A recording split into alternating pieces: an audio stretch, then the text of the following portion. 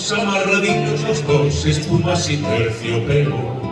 Yo con el recrujir de almidón, serio y altanero. así son. La gente nos tira con envidia por la calle. Murmuran los vecinos, los amigos y el alcalde. ¿Qué dicen?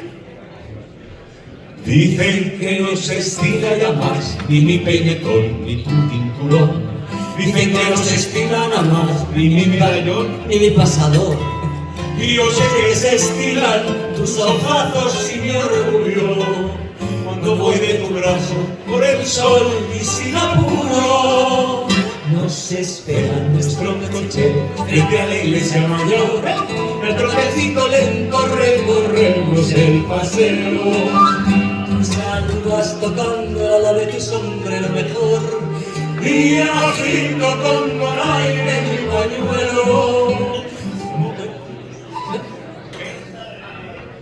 que no se estila. Ya sé que no se estila que te pongas para cenar.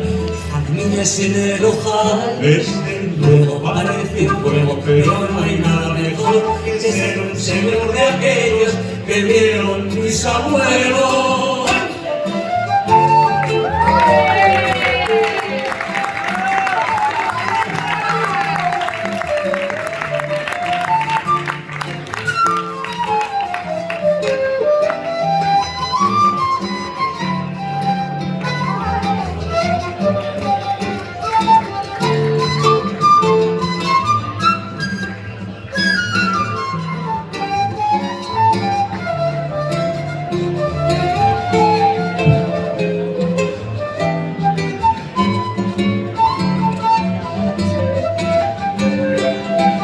Nos espera nuestro coche frente a la iglesia mayor, y el trotecito lento recorremos el paseo.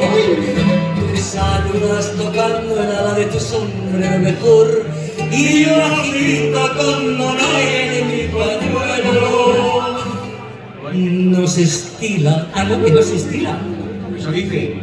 Ya sé que no se estila que te pongas para cenar jardines en el ojal. Desde luego parece un juego, pero no hay nada mejor que ser un señor de aquellos que vieron tus abuelos.